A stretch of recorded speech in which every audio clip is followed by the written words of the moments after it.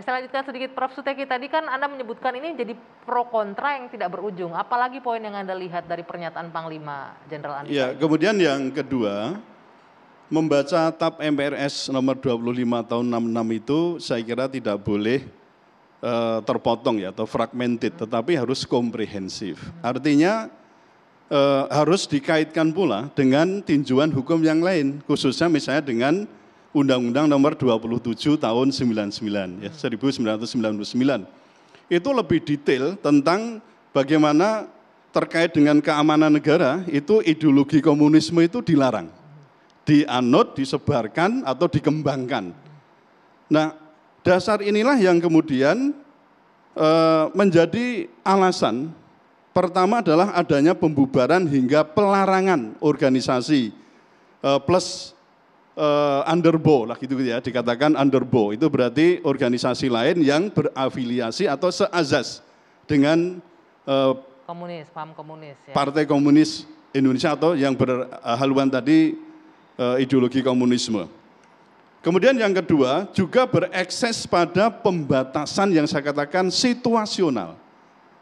Misalnya dulu itu pernah diusulkan kan di Undang-Undang Pemilu tahun 2003 itu di pasal 60 huruf G, bahwa yang bisa untuk menjadi anggota atau calon anggota legislatif itu terutama adalah yang tidak terlibat langsung atau tidak langsung dengan gerakan 30 September PKI itu. Lalu ini kemudian di tahun yang sama dianulir oleh MK bahwa dinyatakan pasal itu tidak memiliki kekuatan hukum yang mengikat karena itu kan dikatakan bertentangan dengan hak asasi manusia. Ya, jadi kalau kita lihat ekses dari pembatasan situasional itu juga tadi dikaitkan dengan persoalan bagaimana ideologi ini tidak boleh dikembangkan, dianut bahkan kemudian disebarkan. Itu yang ekses dari TAP MPRS nomor 25 tahun 66 itu. Kemudian yang berikutnya adalah persoalan bagaimana kalau ada yang berkilah tentang HAM, hak asasi manusia. Ini juga penting karena seringkali ketika saya berbicara itu selalu dihadapkan pada pasal 27 Undang-Undang Dasar 1945 yang intinya menyatakan bahwa segala warga negara itu berkedudukan dalam hukum dan pemerintahan, ya berkedudukan sama dalam hukum dan pemerintahan. Tapi kalau kita lihat pasal ini sebenarnya kalau dikaitkan lagi ya, kita bicara soal undang-undang yang lebih komprehensif dengan Undang-Undang nomor 39 tahun 99. Ternyata HAM itu bisa dibatasi, yaitu dengan menggunakan alasan persoalan karena aspek moral, aspek agama, aspek kemudian keamanan, juga ada aspek keselamatan bangsa. Oke, Prof, sebentar saya potong di situ. Tapi dari pernyataannya Jenderal Andika kan jelas bahwa yang tidak boleh itu kan paham. Kalau mengikuti TAP MPR 66 itu kan paham komunismenya. Ya, sekarang pertanyaannya kan paham itu yang menganut siapa gitu. Kan yang menganut kan yang bersangkutan, artinya yang terlibat langsung atau mungkin tidak langsung. Jadi kita jangan kemudian ngomong, wah apa ada kita mengenal dosa warisan. Memang kita tidak mengenal dosa warisan, tapi namanya ideologi ataupun juga termasuk agama. Itu kan kadang-kadang tergantung dari orang tuanya gitu ya. Mungkin nanti bisa ditanya langsung kepada Pak Ilham, apakah betul misalnya Pak Ilham itu termasuk itu. Terpengaruh ideologi orang tua nggak kalau kita? Iya, ini yang sering disebut apakah seorang anak biologis juga adalah seorang anak ideologis? Sama sekali enggak sebetulnya. Nah. Artinya gini, anak-anak PKI itu bisa aja orang yang sangat setuju dengan Pancasila, kemudian dia paham tentang Pancasila dan dia melaksanakannya dengan baik sepanjang hidupnya gitu. Sebaliknya, seorang anak ulama bisa saja tidak setuju dengan Pancasila. Jadi saya nggak bisa jamin bahwa memang ada kecenderungan anak ideologis, tapi sebetulnya juga menurut saya jangan kemudian anak-anak itu dihukum untuk sesuatu yang dia tidak lakukan. Apa yang saya lakukan terhadap apa yang terjadi? Ya sedikit tadi saya katakan, maka pembatasannya adalah situasional. Artinya kita melihat perkembangan, apakah misalnya ideologi komunisme era sekarang misalnya masih dianggap ini bahaya laten. Kemudian kalau dibiarkan bisa menyusup ke semua lini, kira-kira apa yang terjadi? Apalagi yang kita bicarakan sekarang adalah TNI sebagai pertahanan negara. Nah itu kalau misalnya dimasuki, kemudian maaf ya Pak Ilham ya, kemudian di situ juga banyak yang duduk di perwiranya, apalagi sampai Panglima misalnya, itu berhaluan komunisme, kira-kira kita punya kekhawatiran itu wajar nggak? Oke, sebentar. Saya salah sedikit aja. Tadi disebutkan situasional. Tetapi kemudian aturan perundangannya sifatnya tetap. Itu kan kacau. Ya, itu juga sesuatu yang harus dipikirkan. Kemudian ya kita percayalah bahwa TNI punya mekanisme seleksi yang ketat.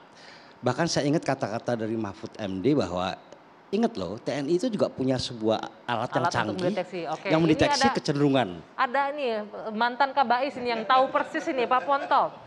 Pertama ada beberapa nih, Pak Ponto tanggapannya dengan pernyataan Jenderal Andika seperti apa? Kemudian nanti menjawab, emang ada alat untuk mendeteksi paham dan ideologi orang di dalam tubuh TNI itu seperti apa Pak Ponto? Jawab sekarang. Jawab sekarang, kalau besok ntar udah habis waktu. Jadi kalau tadi apa Pak Ilham sudah sampaikan, enggak ada itu barang itu. Apa yang mau dicabut? Barang itu dari dulu, inilah TNI ini majunya bukan main. Tidak pernah TNI melarang barang ini nggak ada aturannya maksudnya tadi ya? Tidak ada larangan anak anggota keturunan PKI masuk tentara, nggak ada. Oke, sebentar. Sebelum kita lanjutkan, boleh nggak kita putar kembali bagaimana suasana rapat itu ya? Karena Mayor ini menyebutkan poin keempat, salah satunya adalah anak PKI begitu. Kita boleh diputar kembali biar jelas duduk diskusi kita. Kolonel. Ya. Kolonelnya, ya. Coba kalau kolonel. PPRS nomor 2566. 1. Menyatakan PKI sebagai organisasi terlarang. Tidak ada kata-kata underbow segala macam. Menyatakan komunisme, Leninisme, Marxisme sebagai ajaran terlarang. Itu isinya. Ini adalah dasar hukum. Ini legal ini. Tapi tadi yang dilarang itu PKI. Oke, satu. Kedua adalah ajaran komunisme, Marxisme, Leninisme. Itu yang tertulis. Keturunan ini melanggar TAP MPR apa? Dasar hukum apa yang dilanggar sama dia? Tidak ada. Jadi jangan kita mengada-ada. Saya orang yang patuh peraturan perundangan. Ingat ini. Kalau kita melarang, pastikan kita punya dasar hukum. Zaman saya tidak ada lagi keturunan dari apa, tidak. Karena apa? Saya menggunakan dasar hukum. Oke, tadi sebutkan kalau kita melarang, artinya ada larangan itu kan di dalam aturan. Saya nggak tahu tertulis atau tidak tertulis di dalam. Lihat jawabannya kolonel itu kan, anak PKI. Memang bahasa di kita itu untuk mempercepat itu pendek aja anak PKI. Sudah selesai, udah. Ini karena jenderal yang nanya nih ya Pak. Kalau bintang 4 yang nanya kolonel, kita lihat pernyataan Pak Tri juga sama. Anak keturunan PKI tidak boleh. Ya memang kita seperti itu. Tapi aturan itu kan tidak ada dan kita tahu itu tidak ada. Tapi bahasa di dalam ya seperti itu, makanya disampaikan tadi. Kalau bahasa di dalam keluar ya ini jadinya memang tidak boleh kita terbuka ya boleh tapi jangan telanjang lah ya. Kan ini jadinya. Jadi memang tidak ada aturan itu. Kalau jawaban begitu memang jawaban kita di dalam begitu, tapi maunya dia itu bukan anak PKI, keterpengaruhan terhadap paham. Nah paham itu mulai EK, EKI, ELA, semua paham itu ada di situ. EK ekstrim kanan. Ekstrim kiri, ekstrim lainnya yang ingin merdeka segala macam itu. Pertanyaan selanjutnya, bagaimana untuk mengetahui orang itu punya paham? Ada alatnya kan ada, kita punya alat itu. Dan untuk memeriksa itu, melihat itu bukan hanya waktu tes aja. Tes dilaksanakan, begitu dia mau naik tingkat dilaksanakan. Dia mau naik pangkat dilaksanakan, penempatan dilaksanakan. Tiap hari iseng-iseng dicek terus. Oke, artinya, jadi itu waskat terus menerus. Pak Ponto, artinya kekhawatiran Prof. Suteki bahwa nanti keturunannya bisa saja terpapar itu tidak perlu dikhawatirkan gitu? Loh kita tidak pernah siapapun mau keturunannya, maka saya bilang kita tidak pernah berbicara keturunan siapa. Siapa saja yang akan masuk di tentara itu sama perlakuannya. Oke, tidak hanya keturunan PKI ya, tapi ada. Semuanya. Mau siapa aja. Oke, nanti jadi saya mau... tidak ada, nah ada kan kata lagi bersih lingkungan. Bersih lingkungan itu bukan bersih karena anak PKI, bersih dari pengaruh paham komunisme itu. Okay. Tapi itu kan kita yang tukang tes. Tapi yang di luar untuk mempercepat, kan Panglima kan tidak melaksanakan tes langsung. Dia langsung menerima laporan. Nah, untuk kepada orang-orang yang menerima laporan, pendek aja ya, PKI selesai. Baik, saya ke Bung Mardhani, ini katanya konsumsi internal yang harusnya nggak keluar. Betul. Tapi apapun itu, ini sudah jadi konsumsi publik sekarang. Bagaimana melihatnya seorang jenderal tertinggi di negeri ini mempersilahkan keturunan PKI silakan masuk, tapi nanti dijawab. Kita harus jeda, maaf. Kita kembali sesaat lagi di